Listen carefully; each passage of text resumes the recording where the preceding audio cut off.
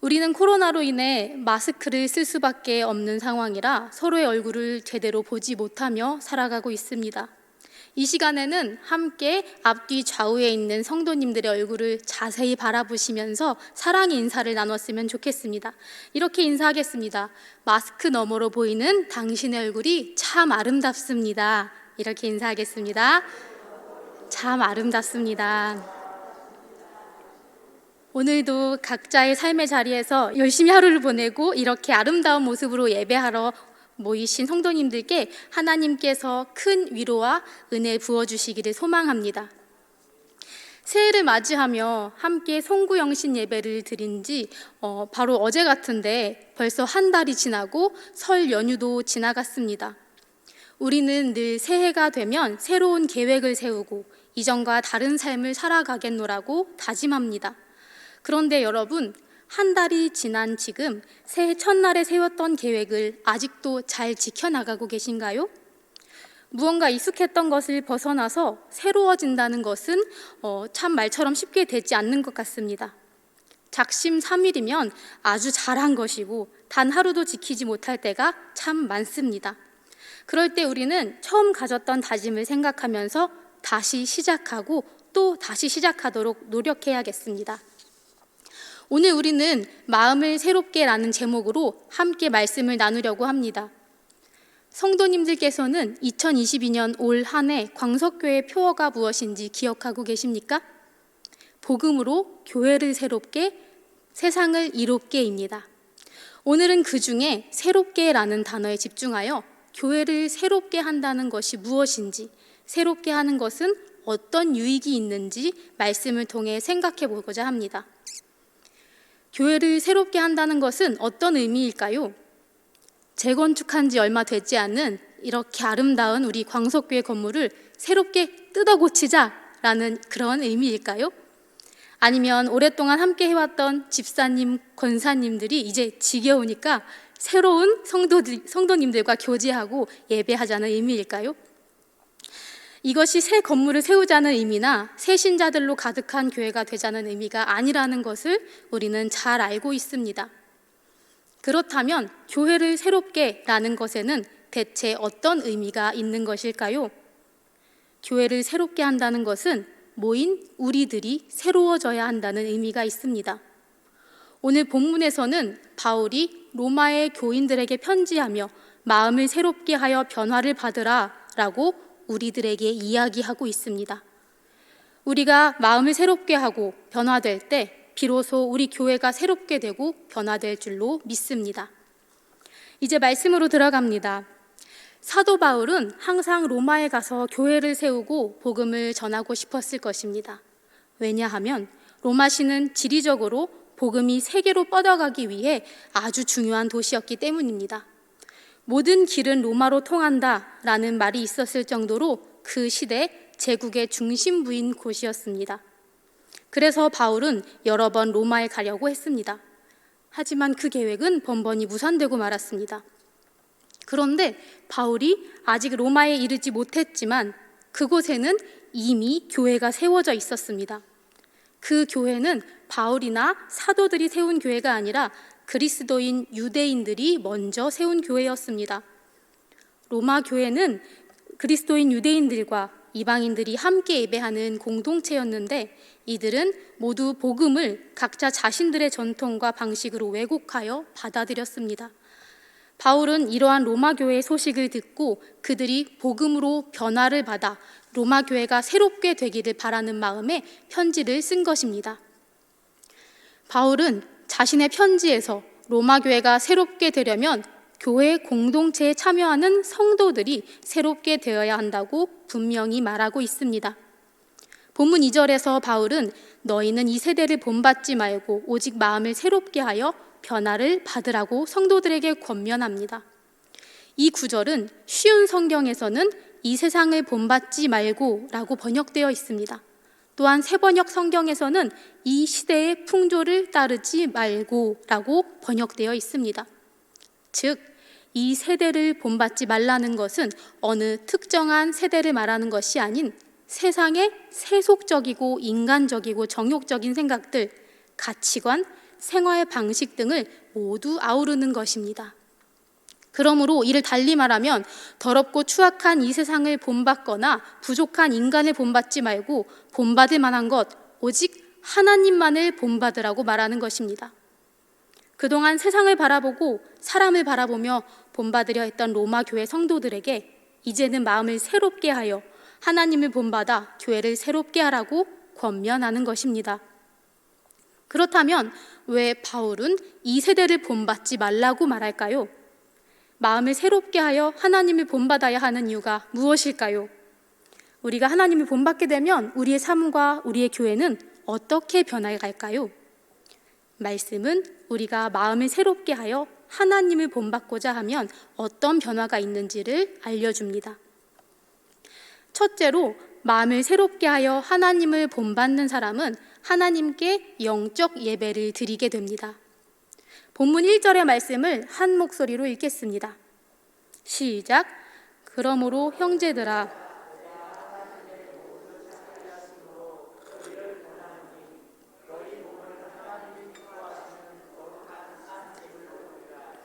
이는 너희가 드릴 영적 예배니라. 아멘. 여기에서 드리라 라고 번역된 헬라어 파리스테미는 바치다 라는 뜻이 있고 이와 함께 마음대로 하게 하다 라는 뜻이 있습니다. 그러므로 우리의 몸을 하나님께 드린다는 것은 하나님께서 우리의 몸을 마음대로 하시도록 한다는 뜻과 같습니다. 바울은 이것이 하나님께서 기뻐하시는 영적 예배라고 말합니다.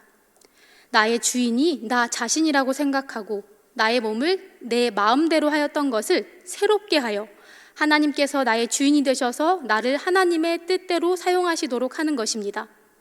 그렇다면 나의 몸을 하나님의 마음대로 하시도록 한다는 것이 무엇일까요?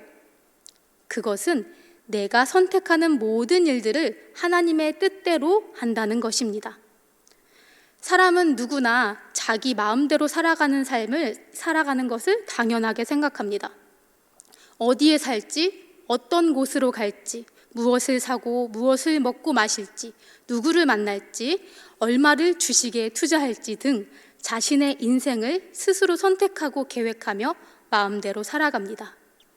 그리스도인들 또한 이 세상에 살아가며 세상 사람들과 똑같이 모든 것을 스스로 선택하고 결정하며 살아갑니다. 스스로 선택하고 결정한다는 공통점이 있지만 세상 사람들과 그리스도인의 선택은 다른 점이 있습니다. 세상 사람들은 나의 뜻대로 선택하지만 그리스도인들은 하나님의 뜻대로 선택합니다. 만약에 그리스도인들이 세상 사람들처럼 예배를 자신의 뜻대로 선택한다면 어떻게 될까요?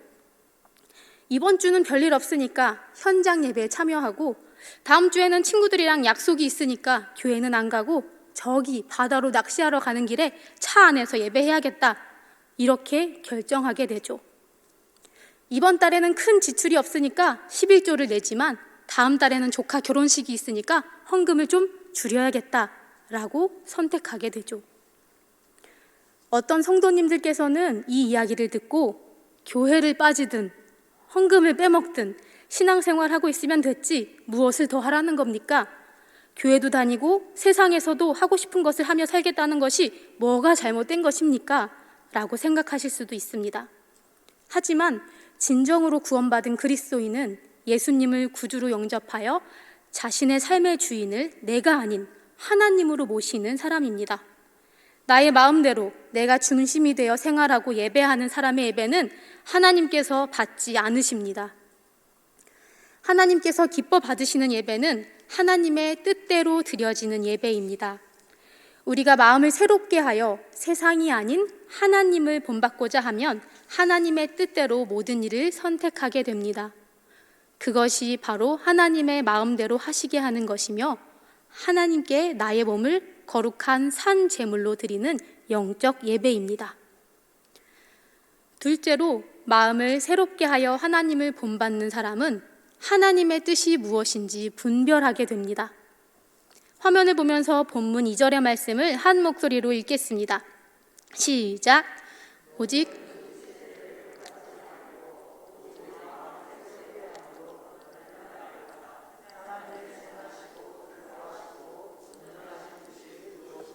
분별하도록 하라. 아멘.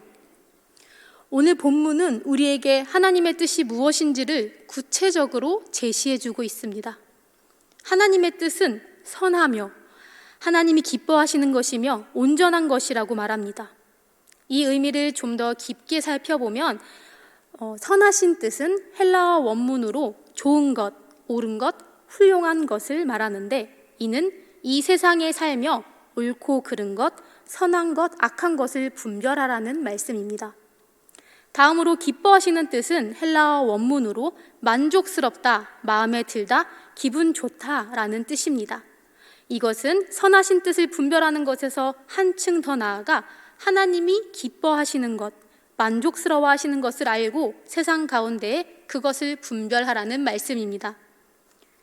마지막으로 온전하신 뜻은 헬라어 원문으로 완성된, 최고의, 흠이 없는 이라는 뜻으로 부족함이 없고 더 이상 채울 것이 없는 완벽한 상태를 의미합니다. 앞서 말씀드린 대로 마음을 새롭게 하여 하나님을 본받고자 하는 사람은 하나님의 뜻대로 모든 일을 선택하게 됩니다. 무엇이 하나님의 뜻, 선하시고 기뻐하시고 온전하신 뜻인지를 생각하고 그 뜻대로 모든 일을 선택하는 것이지요. 그런데 이 선택은 자신에게서 나온 생각이나 감정으로, 이 선택은 하나님의 선하신 뜻이고 하나님께서 기뻐하시는 온전한 뜻이야, 이것이 분명해 라고 혼자 생각하는 것이 아니라 명확한 기준이 있습니다. 그 기준은 하나님의 감동으로 기록된 말씀입니다. 마음을 새롭게 하여 변화를 받으라고 할 때 우리는 마음이 변한다니까 감정적인 변화를 생각할 수 있지만, 마음이라 번역된 이 헬라어 원어의 의미는 감정보다는 지성에 가깝습니다. 즉, 내가 알고 있는 것을 새롭게 깨달아서 변화를 받으라는 것입니다. 말씀은 우리가 알고 있던 것을 새롭게 깨닫도록 합니다. 우리가 옳다고 알고 있었던 것이 말씀에서는 죄일 수가 있고, 하나님께서는 말씀을 통해서 전혀 새로운 깨달음으로 하나님의 뜻을 분별하게 합니다.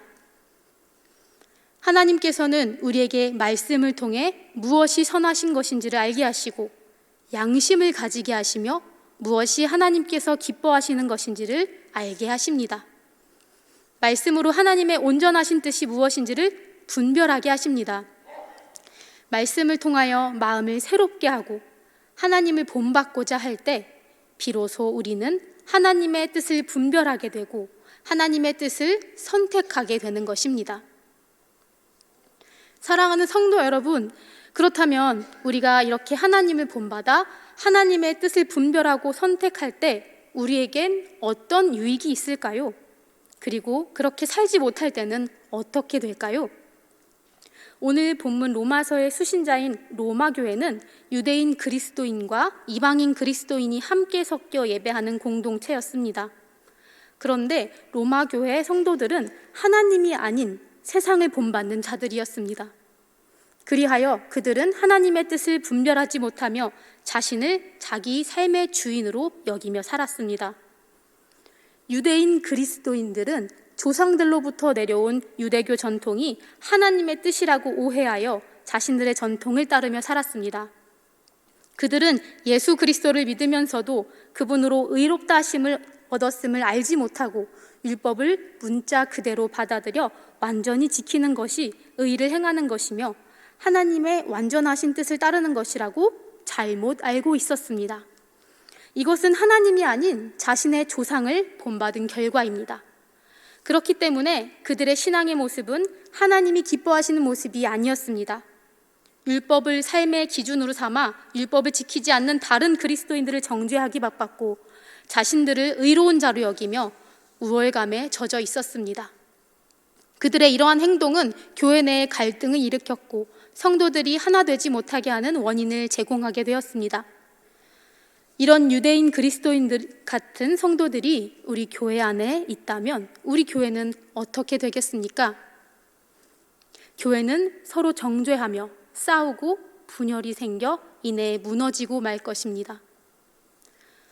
또한 로마교회 이방인들의 모습을 보면 그들은 이미 구원받았기 때문에 남은 삶을 마음대로 살아도 된다고 여기고 도덕적으로 방종하게 되었습니다.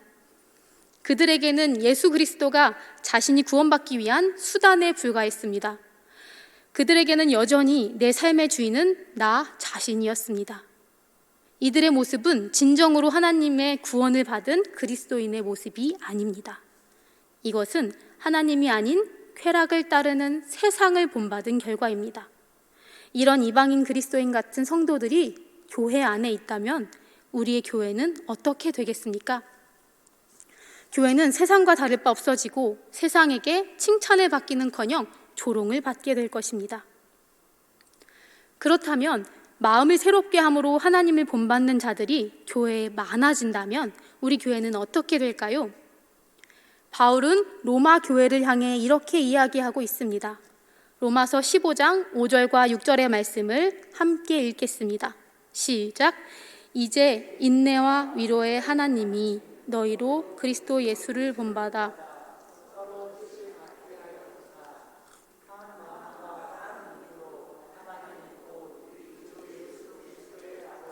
영광을 돌리게 하려 하노라.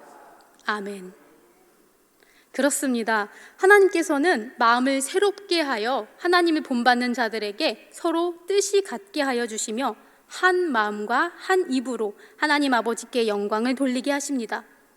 그러한 자들로 인하여 교회 안에는 어떠한 갈등도 서로 정죄함도 교만함도 사라지게 됩니다.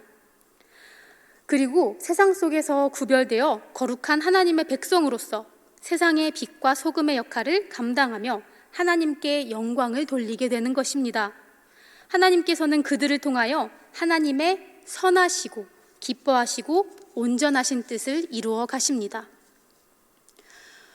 우리는 마음을 새롭게 하여 하나님을 본받아 하나님의 뜻을 분별하여 교회를 새롭게 했던 인물을 잘 알고 있습니다. 그 사람은 독일의 종교개혁가인 마틴 루터입니다. 그가 살던 시대에는 교회의 권력이 국가의 권력보다 위에 있었습니다. 교회는 교회가 가진 권력을 과시하며 세상을 향하여 그 권력을 마음대로 행사했습니다. 그중 대표적인 것이 면죄부를 발행한 것입니다. 교회의 면죄부를 발행하여 금전적인 이익을 챙기고 면죄부를 산 사람들은 자신이 죄사함으로 구원을 받았기 때문에 이제는 마음대로 살아도 된다고 착각하며 방종을 일삼기 시작했습니다. 이렇게 교회와 세상이 자신의 마음대로 행하며 타락했을 때 루터는 그것을 따라가지 아니하고 진정한 하나님의 뜻이 무엇인지를 찾게 되었습니다. 그는 말씀을 통해서 그동안 교회의 가르침이 잘못되어놨다는 것을 깨달게 되었고 마음을 새롭게 하여 하나님의 뜻을 따르고자 하였습니다. 이렇게 루터가 이 세대를 본받지 않고 하나님을 따르기로 결심하였을 때 그를 통해서 교회가 변화되고 세상이 변화되었습니다. 하나님의 선하시고 기뻐하시고 온전하신 뜻을 세상에 널리 알려 교회를 새롭게 한 것입니다. 우리의 교회는 마틴 루터와 같은 믿음의 선배들로 인하여 세워진 교회입니다. 마틴 루터와 같이 우리는 말씀으로 우리의 교회를 더욱 새롭게 만들어 가야 합니다. 사랑하는 광석교회 성도 여러분, 우리는 말씀을 통해 마음을 새롭게 하여 하나님을 본받는 자의 모습을 알아보았습니다. 어떠신가요? 우리도 나를 온전하게 하나님께 드려 영적 예배를 드리는 삶을 살고 싶지 않으십니까? 또한 하나님의 선하시고 기뻐하시고 온전하신 뜻이 무엇인지 분별하며 살고 싶지 않으십니까? 우리의 모습 가운데 로마 교회 유대인 그리스도인처럼 잘못된 우월감에 빠져 사는 모습이 있거나 이방인 그리스도인처럼 나의 인생을 나의 것으로 착각하고 사는 모습이 있다면 우리는 오늘 마음을 새롭게 하여야 합니다. 마음을 새롭게 하기 위해서는 말씀을 더욱 가까이 해야 합니다. 현재 많은 성도님들께서 우리 교회가 올해 새롭게 시작한 광석 성경 퀴즈를 통하여 말씀을 조금 더 가까이 할 수 있는 시간을 갖고 계시지요. 또한 현장 예배가 점차 회복되며 예배당에서 말씀을 들을 수 있는 기회가 많아지고 있습니다. 이러한 시간들을 통하여 그 말씀을 통해 마음이 새롭게 변화되는 역사가 있기를 소망합니다. 그리하여서 이 세대를 본받지 않고 하나님을 본받는 성도들이 광석교회에 가득하여 새롭게 나아가는 2022년이 되기를 간절히 기도합니다. 하나님께서는 하나님을 본받는 성도들을 통해 교회를 새롭게 하시길 원하십니다.